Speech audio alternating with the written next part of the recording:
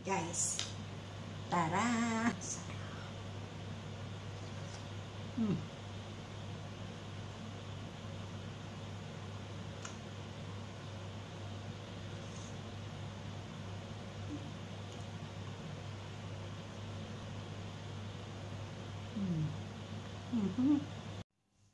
Hello guys! Today, let's say gawa tayo ng dessert, pwede rin merienda.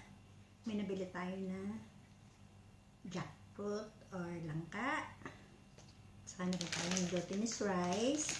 Meron din tayong dalawang klase ng gata. So, lutuin natin guys. And guys, itong ating langka, atin mo na siyang mamatamisin. Guys, ito naman sa lulutuin natin ay optional lang. Pero syempre, pampadagdag din ito ng lasa. Muna natin yung natira natin at maya na natin kainin. Ilagay natin yung sinasay niya naglalaga ng buto. Yan, try natin ilaga din later. Bang, ito yung gustong-gusto ng mga langaw. Buti na lang wala dito yung langaw. Kit natin muna sa fridge yung leftover. Ilagay tayo ng sugar. Konti lang para hindi masyado matamis. Ilagay na din natin ang ating langka.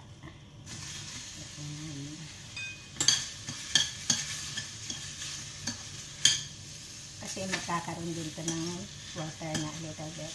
Pero lalagyan din natin ng konti ng tubig.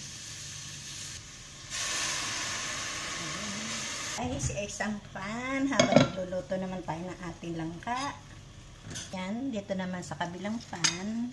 Yan, ito. Magawa naman tayo ng latik. Guys, ilagay lang natin yung ating coconut milk. Coconut cream actually ito para mabilis siya maglatik. Pero hindi naman natin kailangang madami kasi konti lang para lang sa ating lalagay na palitaw. Haluin lang natin pang time to time para makakuha tayo ng latik. Guys, okay na yung ating minatamis. Ito naman, halu-haluin lang natin para makakuha tayo ng latik. And guys, nilipat natin ang ating latik dito. Gawin yung latik dito para mas maganda kasi ano ito, stainless. Mas mainit. Yan. Upang na-achieve na natin yung ating latik. Pero mas gusto ko yung medyo brown pa ng konti. Yan guys. Guys, okay na to.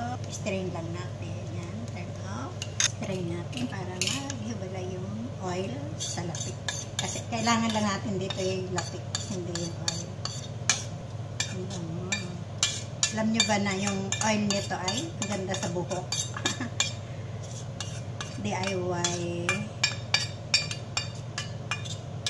Yan. Yung mga bata pa kami, lagi kami lalagyan ng nanay ko ng ito, pinaka-hot oil. Kaya ang ganda-ganda ng buhok namin. Ayan, may latik na tayo guys. And guys, meron tayong ano to, 1½ cup na flour. And then yan, unti-unti lang natin idagdag yung ating water hanggang sa makuha natin yung right consistency. Pero, syempre, okay lang din naman mapadami as long na mayroon ka pang extra flour. Para yan. Ganun lang guys. Be sure na malinis ang kamay natin. Yan. Okay, malinis ang kamay ko. Pwede rin naman naka-gloves. Ganito na siya. Pwede nang gamitin. Halos lahat naman ay para sa Pilipinas ay marunong gumawa nito. Kaya hindi na kailangan masyado pang elaborate yung recipe, guys. Gusto ko lang ipakita sa inyo na ang sarap ng ganito. Kuha lang tayo ng ganitong kalaki. Yan. Depende sa size na gusto niya. Yan. Bilog-bilog. Bilog-bilog. Sige ko lang ng konting flour yung aking para hindi dumikit. Yan. Delikado pag dumikit. Yan. Guys. O diba? Yan. Guys, pag nabilog-bilog na natin na ganyan, press lang ng kaunti ng ating daliri. Yan.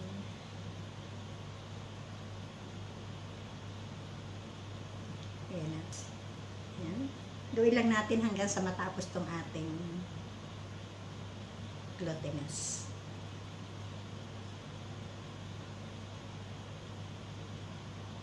Yan. Press lang ng konti. Dito natin i-press para hindi nandikit. Yan. Wow. And guys, magpakulo tayo ng tubig para sa ating palitaw. At isabay ko na rin ang paggawa ng sauce para after niya maluto, diretso na sa sauce kasi para hindi siya dumidikit.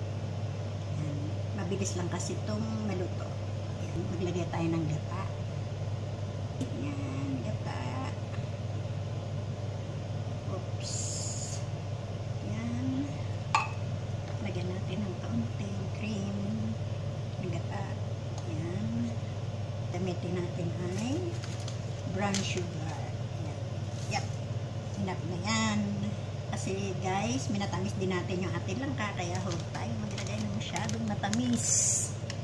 Pinch of salt. Alam mo niya, pag may magata at may asukal, yung salt niya ang pambalance. Guys, kaya natin na yung sugar malusaw.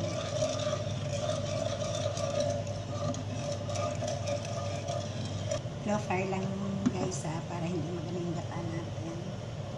Mabubuo para hindi mabubuo yung gata. Yan, medyo kumukulo-kulo na siya. Lagyan natin ang ating minatamis na langka. Yan. Hindi natin yung pinakasos yan kasi nandiyan yung lasa. Guys, yan lang natin yun dyan. Simmer ng little bit.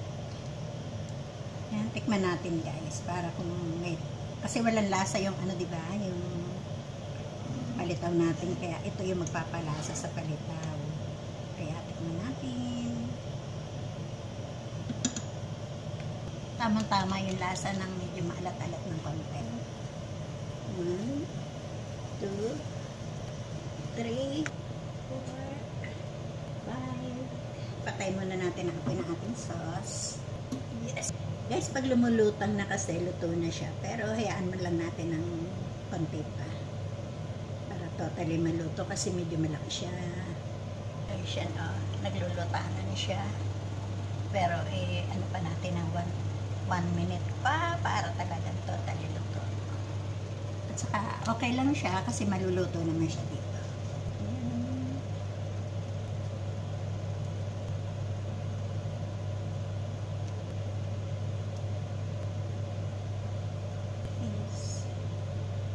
Last na yan. I-on natin ang ating fire again. Ang mahina lang. Para ma-absorb nila yung sauce niya. Para yung lasa ay pumunta. At that time, lagay natin ang ating wow. Luto naman ito.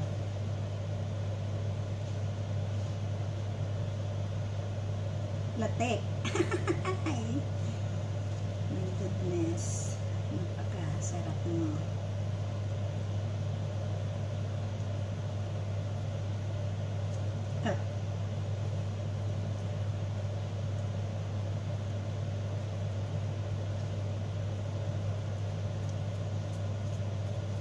Yes.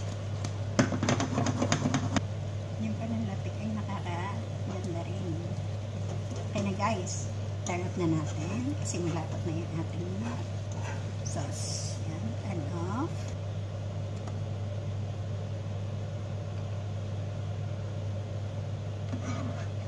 Guys, itong ating palitaw na may gata. O, sige na, simulan na natin kainin.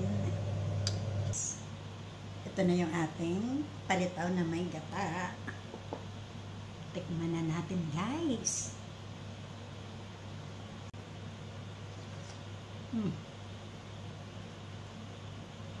Grabe. Ngayon ko lang to natikman. I mean, hindi pa ako nakakain ng ganito. Ngayon pa lang. Mm.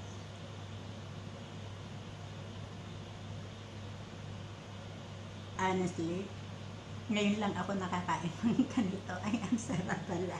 Buti na lang, nakita ko siya. Ngayon lang. Mm. Mhm.